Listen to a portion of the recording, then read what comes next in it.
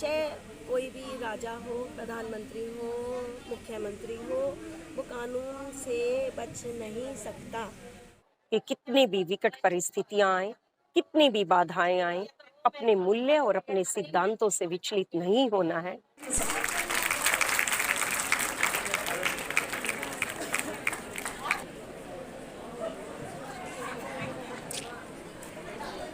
बहुत बहुत धन्यवाद सीमा जी, आपकी बात बिल्कुल सही है, पर समय अनुपालना ये भी हम सबके लिए जरूरी है। हम अनुशासन में रहेंगे तो ही कुछ कर पाएंगे, ये सबके लिए जरूरी है। हरियाणा सरकार में पूर्व कैबिनेट मंत्री आदरणीय कविता जैन जी का सानिध्य हम सबको मिलने वाला है। मंच की तरफ से स्वागत हुआ है, पर आपकी तरफ से स्वागत थोड़ा कम हुआ है, तो एक बार जोरदार तालियों से आप स्वागत करिए आदरणीय कविता जी का। और साथ जो आज ये भारत विकास परिषद के द्वारा महिला कार्यकर्ता कार्यशाला रखी गई है, इस पर आप क्या कहना चाहोगे? देखिए, भारत विकास परिषद जो सेवा, संस्कार और सहयोग के माध्यम से चलती है और जिसका उद्देश्य है संस्कार कैसे पैदा किए जाए, और महिला कार्यकर्ता सम्मेलन ये हर वर्ष आयोजित करते हैं। और इस कार्यक्रम का उद्देश्य यही है कि महिलाओं के अंदर छुपी हुई प्रतिभाओं को आगे निकालना, महिलाओं को जो उनके अंदर की ताकत है उन्हें महसूस कराना। अपरिजात है पराजिता इस कार्यक्रम का नाम दिया गया है कि निसंदेह और महिलाएं हमारे यहाँ पराजित हैं। आज महिलाएं चाहे किसी भी स्थिति में, चाहे उन्होंने जन्म लिया हो, परवरिश ली हो, वो आगे बढ़ी हो, तो आज महिलाओं ने अपने आप को हर क्षेत्र में साबित किया है। और निसंदेह आज का जो समय है, 21वीं शताब्दी का समय, ये महिलाओं का समय है। आज कोई भी क्षेत्र ऐसा नहीं है, चाहे बॉर्डर पर रक्षा करना हो, खेलों के अंदर हो, अंतरिक्ष में उड़ान हो, खेती करना हो, शिक्षा का क्षेत्र हो, विज्ञान का क्षेत्र हो, डॉक्टर, इंजीनियर, प्रशासनिक सेवा, घर संभालना, हर में एक बखूबी एक रोल महिलाओं ने आगे अपने आप को साबित किया है। और महिलाओं की इस बढ़ती हुई ताकत को और उनके हुनर को देखते हुए, उनकी प्रतिभा को, और प्रतिभा ये ऐसा नहीं है कि ये आज ही पहचानेगी। मैं समझती हूँ कि जब से सृष्टि का प्रारंभ हुआ है, महिलाएं इस सृष्टि का आधार होती हैं और महिलाओं ने इस सृष्टि को चलाया भी। और ये हमारे शास्त्रों के अंदर भी दिखता है कि देवी की संज्ञा दी गई है। और दुर्गा सप्तमी में तो आप देखेंगे कि जब भी राक्षसों का वध करना है तो वो देवियों की शरण में ही जाना पड़ता था। तो निसंदेह महिलाओं की शक्ति को जगाने का भी समय है। और जिस तरह से आज नारी शक्ति वंदन अधिनियम कानून बन गया है, ऐसे में मैं समझती हूँ महिलाओं को अपने आप को और ज़्यादा बोल्ड करने की ज़रूरत है और अपनी हिम्मत को बढ़ाने की ज़रूरत है, केवल उन्हें जगाने की ज़रूरत है। और निसंदेह ऐसे कार्यक्रम महिलाओं को जगाने में काम आएंगे, और केवल महिलाओं को नहीं बल्कि पुरुषों के, क्योंकि दोनों की हमें शिक्षा और स्वास्थ्य और आगे बढ़ाने पर ध्यान देना है। तो ऐसे मंच के माध्यम से हमें एक संदेश देते हैं समाज को किस तरह से बच्चों की परवरिश किए जाए, ताकि लिंग अनुपात का जो जेंडर बाइस्ड सोसाइटी हो ना बने, बचपन से ऐसी परवरिश हो। और महिलाओं के साथ साथ बेटियों के साथ साथ बेटों की भी परवरिश कैसे हो, और इस पर ध्यान देना भी बहुत ज़रूरी है। और ये सफल कार्यक्रम रहा और इसके लिए मैं इन्हें पुनः बधाई। Thank you. जिस तरह से अभी आपने बताया कि महिलाओं के लिए आगे आना ज़रूरी है, सरकार भी अच्छा काम कर रही है महिलाओं को अगर आरक्षण की बात हो चाहे किसी, लेकिन आज भी जिस तरह से हम गाँव में देखते हैं काफ़ी महिलाएँ सरपंच बन के आई, लेकिन वो अब भी घूंघट करती हैं, सब मीटिंगों में नहीं आती हैं। देखिए, मैं आपको बताना चाहती हूँ कि जैसे ये जो सरपंच जो रिजर्वेशन लागू हुआ बहुत साल पहले लागू हुआ, और अगर सिर्फ पार्टी की अगर आप बात करें तो 2014 से पहले क्या स्थिति थी और 2014 के बाद कितना परिवर्तन आया है, तो आप एक इच्छा शक्ति देखेंगे कि कितना परिवर्तन महिलाओं की आप दिशा के अंदर आया है। चाहे वो बच्चियों की बात हो, चाहे चुनी हुई महिलाओं की बात हो। आज कुछ हद तक परसेंटेज हो सकती है कि जहाँ महिलाएं घूंघट, क्योंकि क्या एक प्रथा नहीं है, घूंघट को तो ख़त्म किया जा चुका है, लेकिन कुछ सामाजिक कारणों से या कुछ खुद की भी आदत होती है, वो एक सामाजिक उसमें लेते हैं। लेकिन आज इतना बोल्ड समाज हो चुका है कि वो इन सब चीज़ों को नहीं मानता। और दूसरी तरफ धीरे धीरे मैं ये मानती हूँ कि जब एक पंच या सरपंच महिला पहली बार चुनती है तो निसंदेह उस समय उसका हो सकता है कि एक्सपीरियंस कम हो, लेकिन दूसरी बार जब वो लगातार चुनकर आती है तो देखोगे आप कि वो अपने फैसले खुद लेने में सक्षम बनती है। तो इसलिए पुरुषों को भी क्वेश्चन मार्क लगाने की बजाय, और साथ में मैं कहूँगी महिलाओं को भी, अन्य महिलाओं को भी, एक महिला जब आगे बढ़ती है अपने सारे दायरों को तोड़कर, अपनी सीमाओं को तोड़कर एक नई दुनिया में प्रवेश करती है तो उसे सीखने के लिए समय लगता है। और निसंदेह महिलाओं के अंदर इतनी काबिलियत है, वो सारी सीमाओं को तोड़कर अपने आप को साबित करती है। जिस तरह से प्रदेश हर देश में महिलाओं पर अत्याचार बढ़े हैं, कई घटनाएं चाहे पानीपत की हो, गोहाना की हो, चाहे बाहर की हो, उसको लेकर क्या कहना चाहोगे? देखिए, आप ये नहीं कह सकते कि महिलाओं के खिलाफ जो ये इस तरह की हिंसा की वारदात हो या उनके साथ गलत व्यवहार की बात हो, कोई भी बात हो, कि आज बढ़ा है। ये आपको बढ़ा हुआ है हमेशा इसलिए लगता है, हम बार बार भी कहते हैं कि हमारी सरकार बनने से पहले तो केस ही रजिस्टर्ड नहीं होते थे, कोई सब अपने अंदर घर के अंदर दुबक के बैठ जाते थे, कोई बाहर आवाज़ नहीं निकलता था। आज 0 FIR है, हर जिले के अंदर थाने हैं, आज महिला पुलिस कर्मी है, आज किसी भी कोने में आप हो, आज महिलाओं की आवाज़ सुनी जाती है और महिलाओं को इतना ताकतवर बनाया गया कि वो अपनी बातों को रखें और इंसाफ की मांग करें, तो वो ऐसी बात नहीं है। जिस तरह से अभी खेल मंत्री संदीप सिंह पे एक महिला खिलाड़ी ने आरोप लगाए, चार्जशीट भी दाखिल होगी, लेकिन अभी तक विपक्ष से गिरफ्तारी की मांग कर रहा है, गिरफ्तारी नहीं हो पा रही, क्या देखिए, मैं मांगते हैं समझती हूँ कि हमारे देश के अंदर एक कानून है, एक संविधान है। चाहे कोई भी राजा हो, प्रधानमंत्री हो, मुख्यमंत्री हो, वो कानून से बच नहीं सकता। और ये आपने पूर्व में इतिहास भी देखा है, हरियाणा के अंदर भी हमारे पूर्व मुख्यमंत्री जी हो, आप दूसरे स्टेट्स के अंदर भी देखेंगे कि अगर उनके खिलाफ कोई भी अपराध साबित होता है वो तो सब कानून के दायरे के तहत सजा भी मिली है।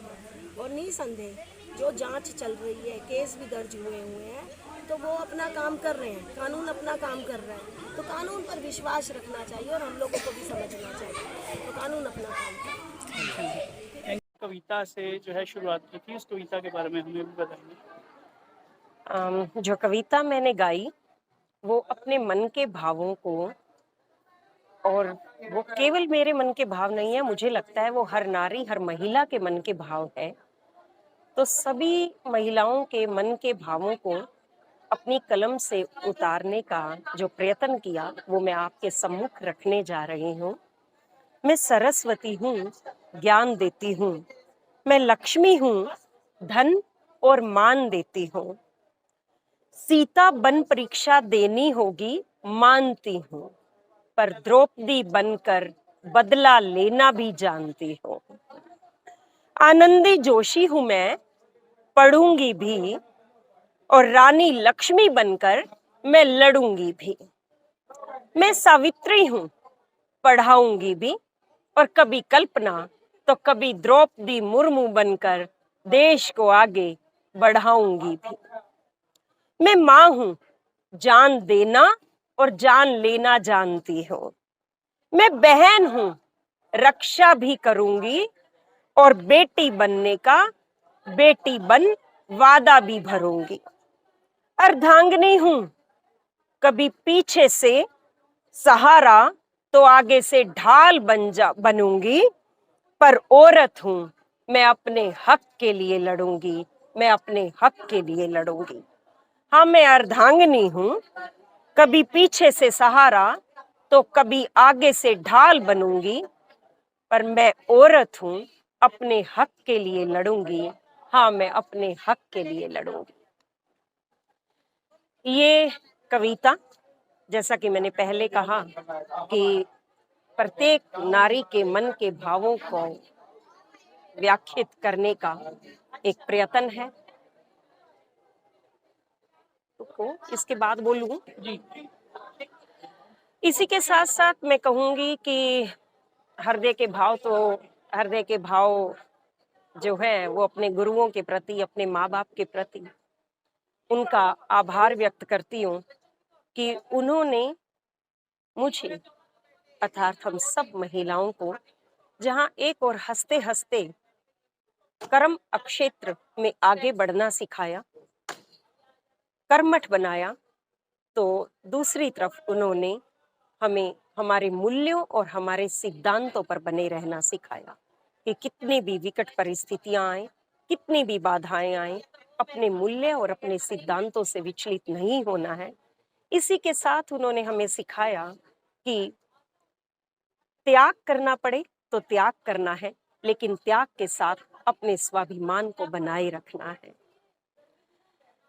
आज भारत विकास परिषद के द्वारा प्रांतीय स्तर का महिला शक्ति, महिलाओं के द्वारा जो कार्यक्रम समस्त भारत में भारत के उत्थान के लिए, भारत के विकास के लिए जो किए जाते रहे हैं,